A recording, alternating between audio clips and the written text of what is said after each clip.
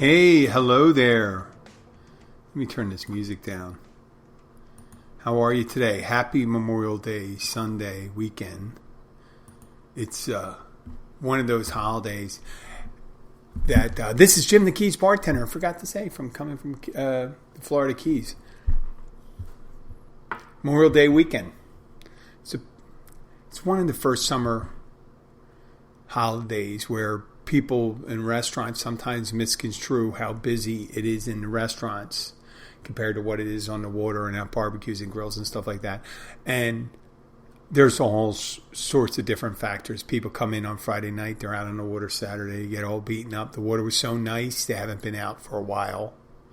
So people go out, beautiful weather, sun shining. You may forget, you get a couple beers or something and you get home and you're wiped out. You don't feel like going out. So we had a pretty much regular weekend so far. Now tonight could be busy. Who knows? But why forecast that? We're going to forecast the ride though for you.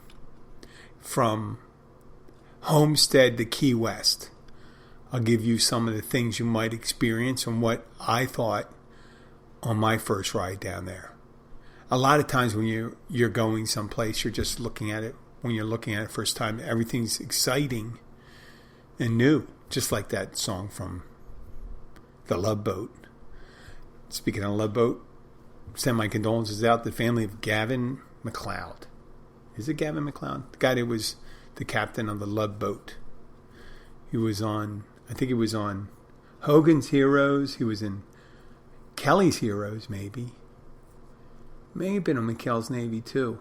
I may be like splitting them up and stuff. He definitely was on the Mary Tyler Moore Show and the Love Boat. He may have done a couple other things too. What made me say that was probably it was the obviously it was exciting and new. So speaking of exciting and new, I'm watching the news. Was it yesterday or the day before? Didn't really matter. The funny reaction between the news anchor. It was one of those morning shows on the national network. And they were reviewing a story that the Defense Department and the United States Navy had about contacts with UFOs, or what do they call them, UABs now and stuff, whatever the new initial is and stuff like that. And they're acknowledging it. And they don't know if it's an adversary or who has advanced technology, which if they did, they might as well just, instead of screwing around, just do that. Or maybe somebody testing that, or some government agency, U.S. agency, or, the other major thing is that they're real visitors from another planet. Or as this next story, what I'm saying is they were talking about it on this national news network. And the two anchors are sitting there talking. And then the weather, they're saying, okay, we're going to go into the national weather. And the national weather person, they go, what do you think of this story? And the person said, well, maybe they're from the future. Maybe they're from the future.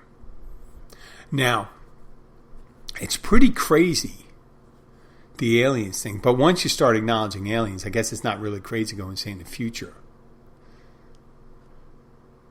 She didn't go any further depths. I would have been fascinated by that. But the network anchor goes, oh, okay. Thanks a lot for your opinion. He was kind of shocked by it. But then again, if that was a physicist that said that was like Stephen Hawking, who passed away like 3 years ago, I guess, or the Japanese American guy, or Neil deGrasse Tyson, they probably would have said, oh, yeah, that's a possibility because they said it, but because of the weather woman said it, the guy anchor goes, hey, thanks a lot, that's a crazy idea.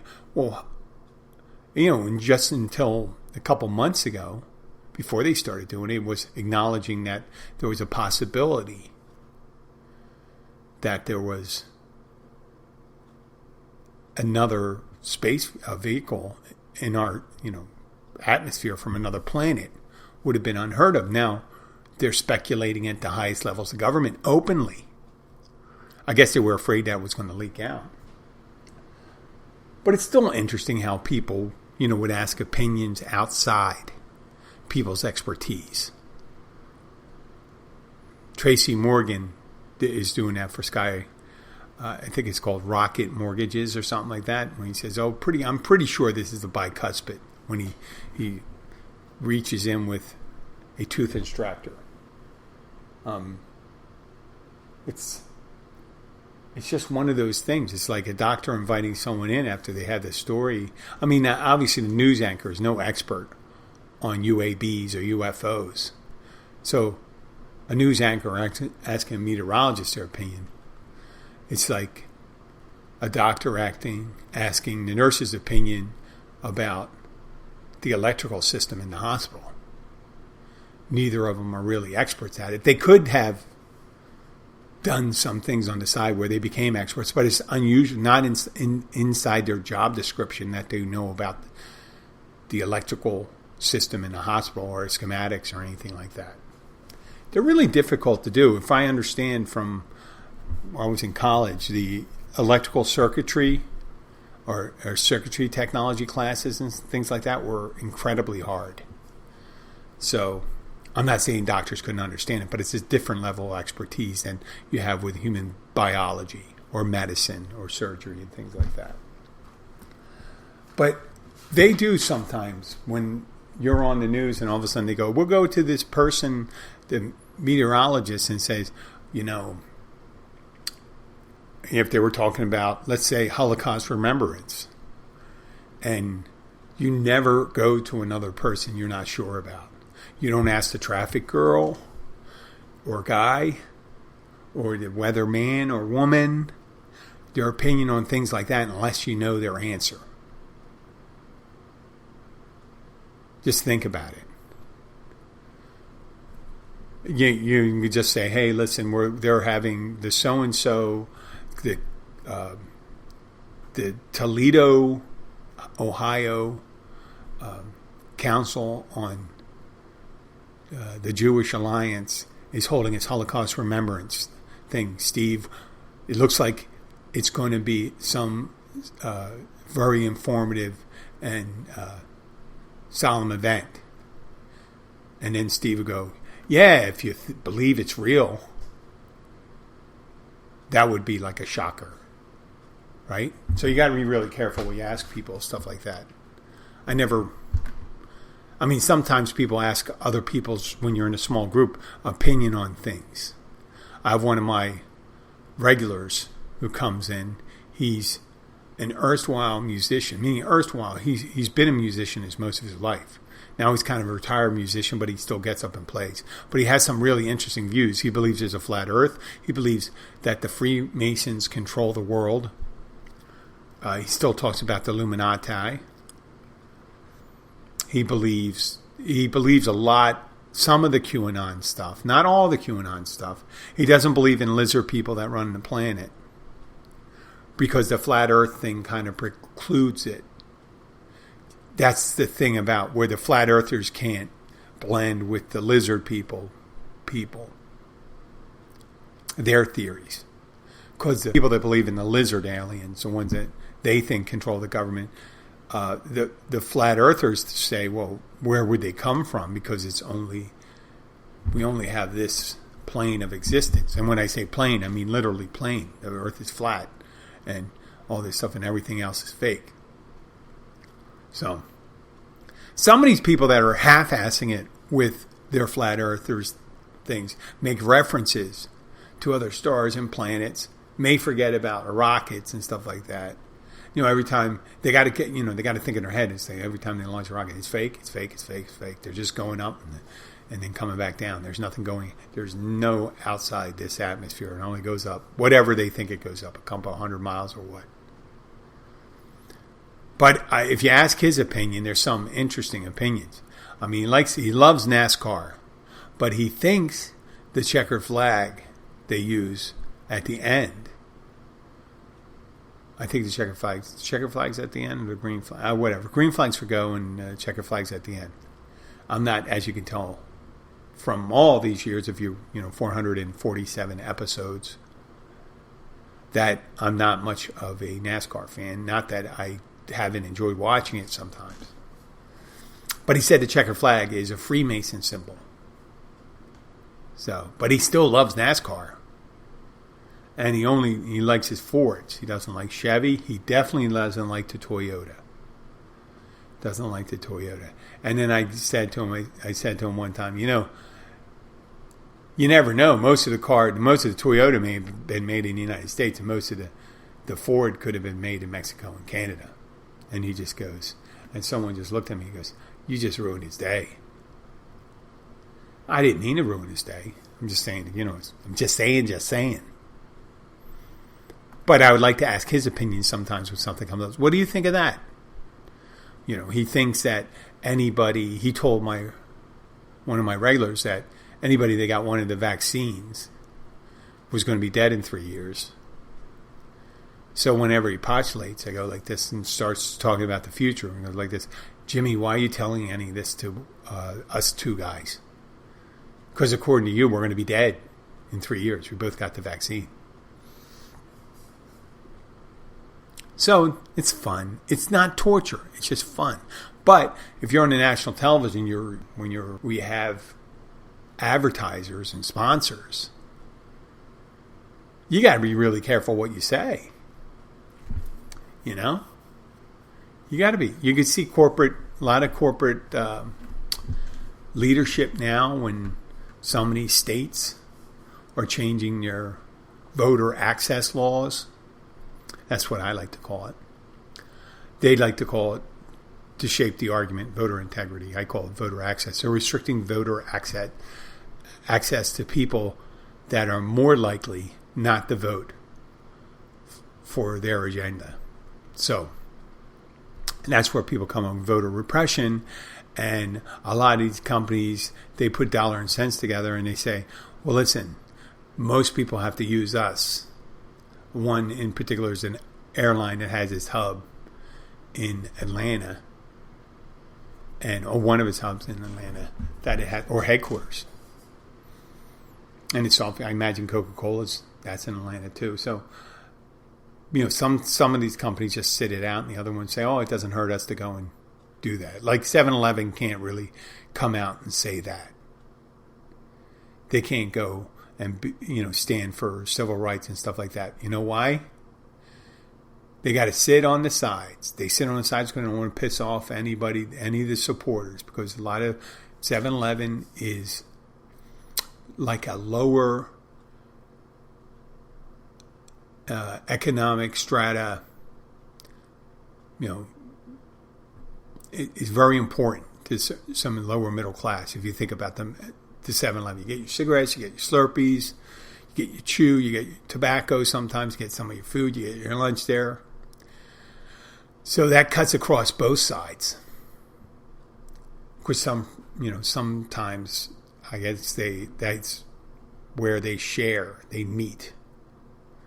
If you think about all that stuff. But that's the way of the world. That's the way it's going to happen. People are going to be using politics. When I say politics, I'm not talking about politics, Democrat and Republican politics. I'm just saying they're making a decision on how things will work out for them if they make a public utterance or try to take a stand. So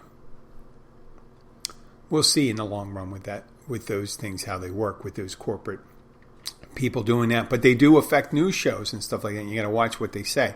Now, it's not as controversial saying, the weather person saying that those sightings of UFOs could be from the future. They didn't go any deeper and say, "Oh, well, this could be us coming back into the past to give us warnings or keep an eye on it and try to change things, interfere with things." So, just being there stops something from happening. It's funny because, if that person, was actually onto something, the weather woman, it could be like the future people are looking and saying, "This person got the news. We got to get rid of them, or we got to take them, or do something." If they were malevolent, they're going to be dead, or crazy, or replaced by a pod person. Well, that's just the way it is. Sorry, we're bringing the pod in. We're going to replace you Becky. You know? So, I'm moving on right now. And I was thinking about the trip. It's a holiday weekend. It's Memorial Day weekend. And it seems like no matter what, year in, year out, decade in, decade out, millennium in, millennium out, at least these last two, the end and the beginning of the second and the third,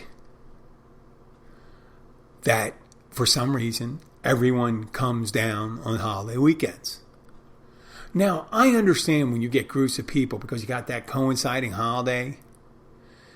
You got people say, well, I can get out early. I can get out on Friday. So we make it Friday, Saturday, Sunday. And, you get a lot of local people come down and people that need to travel and stuff like that. And so we'll get together. We'll have a party at the house. You can stay here, get a room, blah, blah, blah. Do this.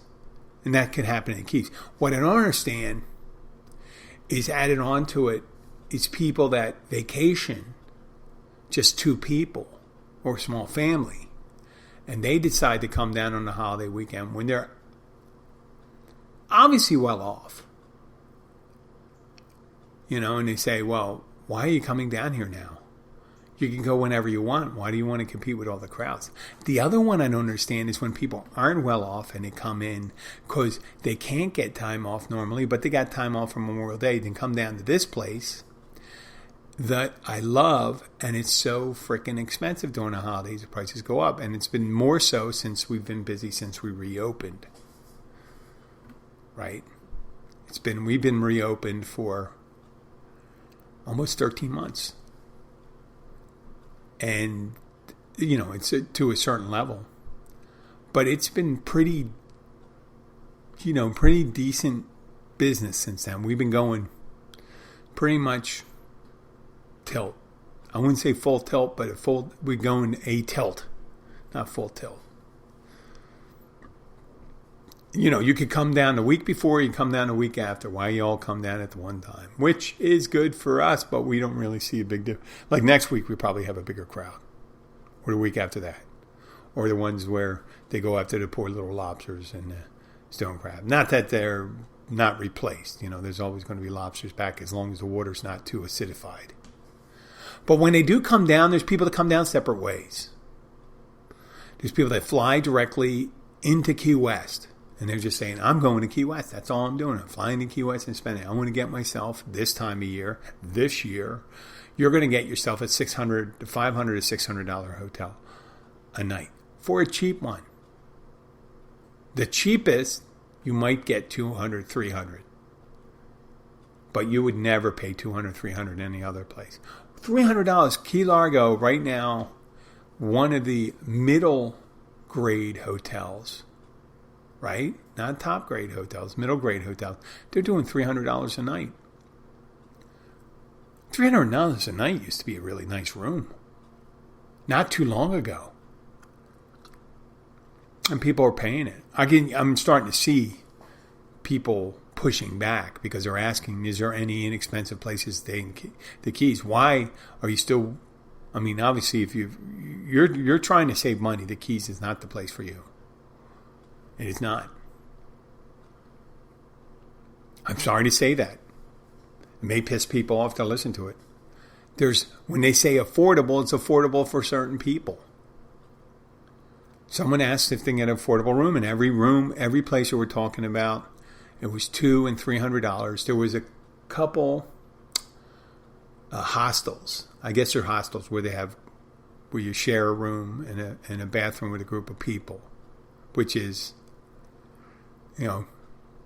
definitely when you lose that thing where you don't have a locked room between you and another person, you lose a lot of personal space and security of your personal items. So yeah, you're paying $75. They were saying it's $45 a night. Now they're saying it's maybe $75 a night just for like a cot someplace or a bunk bed. Used to be a place on Duval Street called the Heartbreak Hotel, and now it's kind of like that, a hostel. But it's great. You're traveling. You want to, you got a way to lock up your stuff. You're going to rat hole your key up your anus. for your car, your rental car. I mean, that's when you're down there. I mean, obviously, if you have a car when you're down there. If you're staying at a youth hostel, a lot of times people are usually walking and hoofing it, hiking. So, but for those of you that don't fly into Key West and that are coming down and aren't afraid of the prices, and I think it's going to kick back. There's no hiding. There's no hiding on the prices thing. People say, why would you harp on that? And they say, well, why will you not mention it? Because it's the first thing that someone sees. I don't care if you're trying to be one of those people. If you're trying to shame someone and say, oh, you're worried about the price? Are you worried about the price? Can you not afford it? With certain people, you're insulting them when you say that. Can you not afford it? A reasonable person says, no, I can't. No, right now with my budgetary constraints, I cannot afford it. I would not go down there for that. And I don't know. I don't need to do that. Because some of the places I would stay, normally there would be like 120 a night, 130 a night. Now they're 300. I don't want to reallocate, I don't want to transfer budgetary resources from Key Largo down there. If I'm going to spend that, I'm going to spend it in my community. Yes, the Keys are my community, but right now Key Largo is. And I'm perfectly fine with not spending $300 to $400 a night for a okay room. Pretty much okay. That's what you're going to get for $300. To get a good room, it's going to be $500, $600.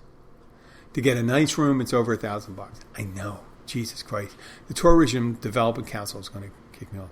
But things are going to come down. You just can't sustain it. Depends if that's the kind of people we're always going to be serving down here. Right? And we're seeing it more and more that the people that are coming down here, especially the ones from some of the people from South Florida, they're just not ready to spend the amount of money that they charge down here. And it's not restaurants, because restaurants can't cyclically just say, well, tonight the filet mignon's $25.95. Tomorrow night it's going to be $32.95. But you could do that with a hotel room. See that room, you could do it in crazy stuff. Like a week before, the hotel room could be $225, and this week it's $700. The room isn't any nicer. There's just as many stains on the comforter, but that's the way it is. Enough bitching. If you're driving down the Keys, it would behoove you to drive with someone else who also drives. Right? And I'm not saying if you have a Tesla or one of those self-driving technologies, because you really got to be frosty on these roads.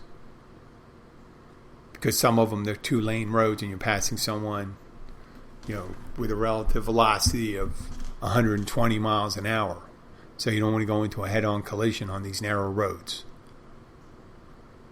It's not, it's just a sure way to change your day or change your life. Or your very existence disappear. So you start up in Florida City. What you do is when you come in, and let's say you're driving all the way down, but I'll start out near the airport. Okay, you're pretty much going to drive down the interstate and stuff like that, and you're driving through and you say, I really don't see much of the ocean. You feel a little of the ocean when you're up in Jacksonville if you're driving up that way, or you flew over it, or things like that. You're not going to see anything. You see some of the canals when you're driving down. You say, are there alligators in there? You'll see some of these, these drainage canals coming off these ponds down here. And you'll see that all along the turnpike as you head south.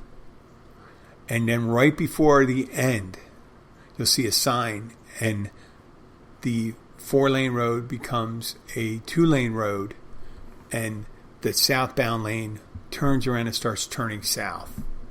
And it puts you on Route 1 for about a half mile until you get to the overseas highway. And there you get into a place called Florida City and Homestead.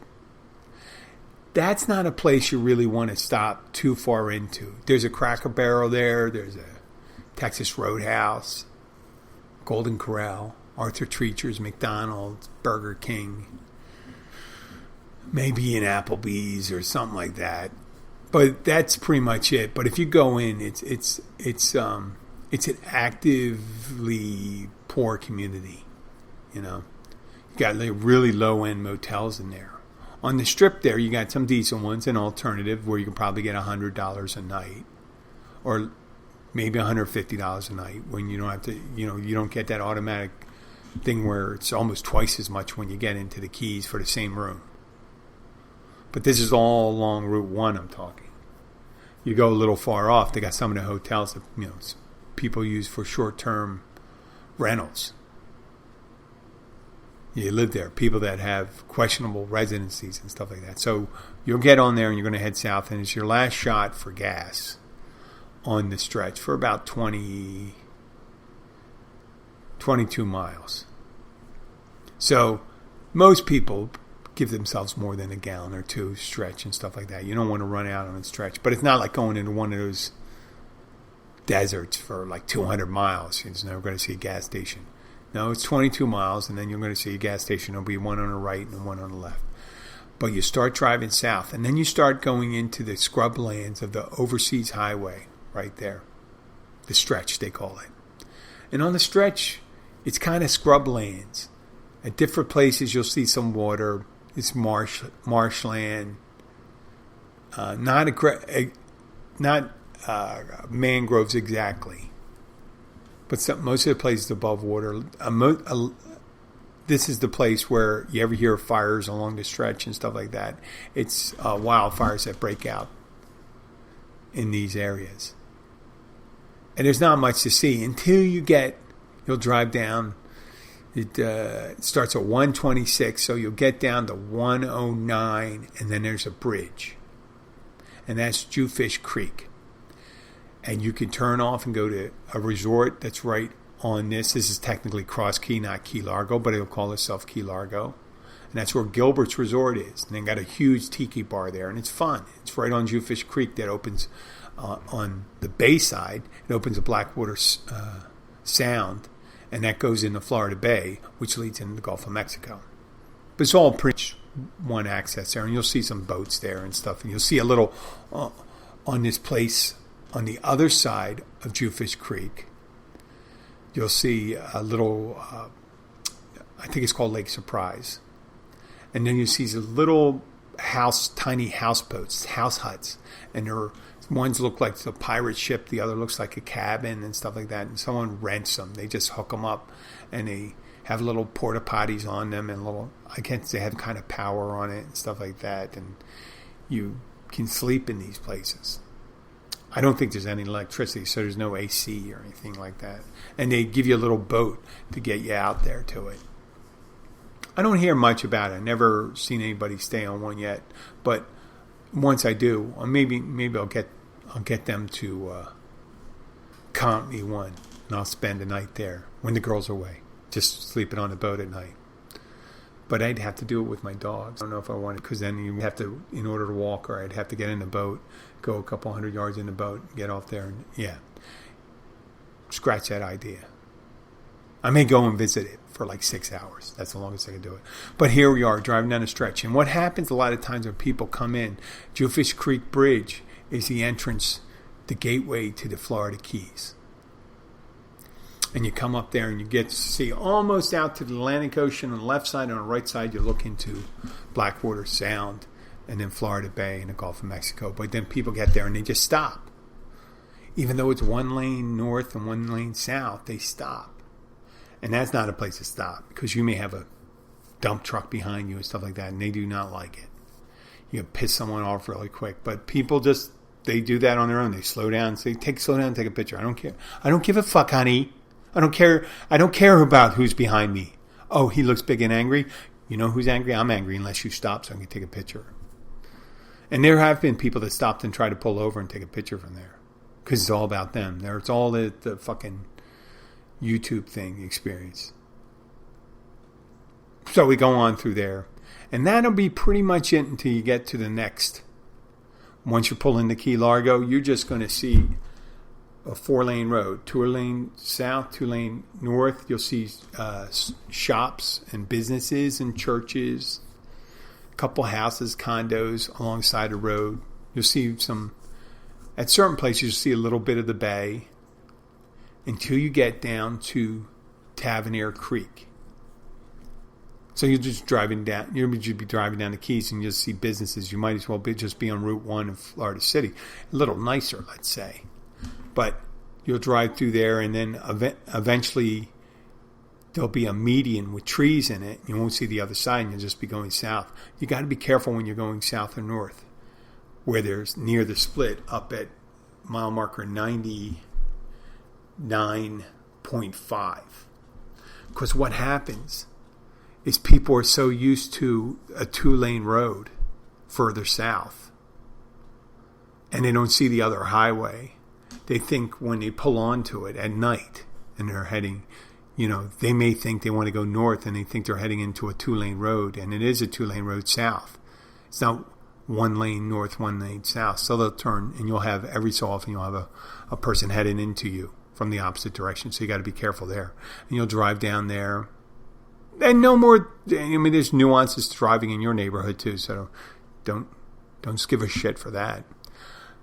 So you'll drive down there. You won't see much. You'll see palm trees and stuff like that. There's nothing real exciting you'll see there, even though you're going to be the whole entire time, you're never going to be more than a couple hundred yards from the water. You won't see it from Overseas Highway until you get down to Tavernier Creek. In Tavernier Creek, there's a little, and then finally you'll see the first opening to the Atlantic Ocean right there. It'll just be beautiful blue, and you'll just say, oh, honey, well, it's just a short bridge. It's only a couple hundred feet wide. And that's where, is Tavernier Creek? Where do we get? No. Tavernier Creek, you'll see some boats and stuff like that, and you'll see some maybe boats anchored up. And then you'll drive down through Tavernier and Amarada, and you won't see it again until you get to another bridge. And that bridge in Amarada is a drawbridge, and that's beautiful. And you sandbar off on the Atlantic side, a couple bars. On the bay side, there's what's a couple things over there. I can't even forget what there's a Coast Guard on the right side. There's a bay side. There's a Coast Guard station. But it's just beautiful. You just right there, and that's the sites where people take their eyes off the road again. But you'll drive down there, and then you'll see a lot of shops and stores, and you'll start seeing places like, let me see, on the right side, eventually you'll see the giant metal lobster. And that's around mile marker 84. And that's the rain barrel. So we have to have local artists. They do paintings, and some of them may be working there at the time, and they have the glass, like glass studio where a guy's blowing glass in there, and shops and food. And you pull in there and get your picture with the giant metal lobster. Across from there would be my daughter's school, and then that's when you go a little further south, that's the drawbridge. That's the one thing that holds up everyone in the Upper Keys. Because on the top of the hour, if there's a sailboat or boat waiting that needs that bridge open, that's when it opens and the traffic backs up. If it backs up during a busy time like now, you're pretty much done anyway when you're heading south on Memorial Day weekend. Because when in Tavernier, when I go back, the road turns from a 4-lane road to a 2-lane road, one north, one south, with the old highway running along the side. And that's when it starts slowing down. And then whenever the bridge comes, totally stop. But it's going to be slow all the way down. If you're traveling today, you're not going to be traveling more than 10 miles per hour, and you can look all around because people are freaking out. You got to be careful about people driving up the median strip. But you keep on going, and then you get down to Layton, and you'll see the ocean. You'll start seeing the ocean when you're not, lower Matacumbe Bay and things like that. And then you go to Marathon, which is a pretty decent sized city for the Keys thing. You won't see anything until you get on the south side of Marathon. On the south side of Marathon, you're going to see the bridge, the old Flagler Bridge. And one on the left side, one on the right side, the old railroad bridge. And then you see beautiful turquoise Atlantic and Caribbean. And now for the next, God, it seems like 20 miles, just things to look at.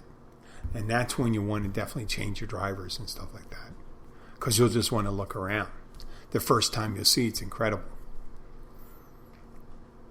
And that's the place that, I'm surprised people aren't dying every day. And they'll drive down, there's all these bridges. There's a 7-mile stretch where, that's the bridge 7 miles long. When you ask someone how long the 7-mile bridge is, don't ask. Just assume it's 7 miles. So you drive down there, and then you get down there. You'll pass some really nice restaurants and a whole bunch of things to go and do while you're down there. And remember, most of the rest stops, gas stations and stuff, have bathrooms. Pretty okay.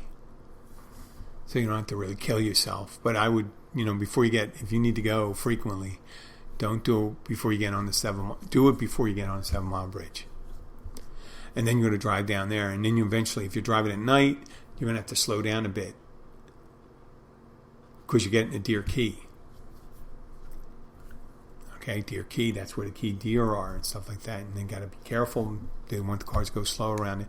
I got to think you have to slow down to 35 miles an hour at night. And you drive there, and you won't see much. You may get lucky and see a deer, but you don't want to really see a deer when you're driving down Route 1. That's not just the thing you want to see, because other people get all excited about it too. You don't need two people excited driving at each other at 70 miles an hour. So you'll drive down there, and then right then, probably when you get down to there, that's pretty much the last time you're going to see much of the ocean and stuff like that until you get into Key West.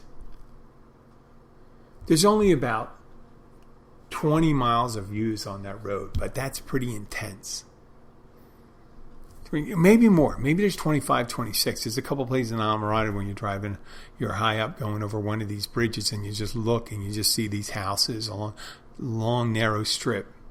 And there's houses along the bay side and houses along the Atlantic side. And that's pretty much it. One row of houses. Not a row of homes, properties. But the whole time you're driving, you don't have to really be fixated. You're not going to see much different until you get into these areas like south of Marathon, south of Almirada. On the bridge, you've really got to be careful going over Jewfish Creek Bridge. But what you'll be surprised is how much it slows down. You're on a highway and you think, wow, it's 108 miles, 109 miles from the beginning of Key Largo on the other side of Jewfish Creek all the way down. And you think, well, I could do that in 2 hours. Yeah, but will the person in front of you allow you to do it? And you got to be careful when you're driving. They're just a dangerous road. So many people die on this highway compared to the amount of drivers on it. So you have to be careful. And along the way, there's, I think Woody's is still open. That's an adult strip club. In Key Largo, they have the Lovers Boutique. That's at mile marker 102.5. That's where everyone gets their Halloween costumes.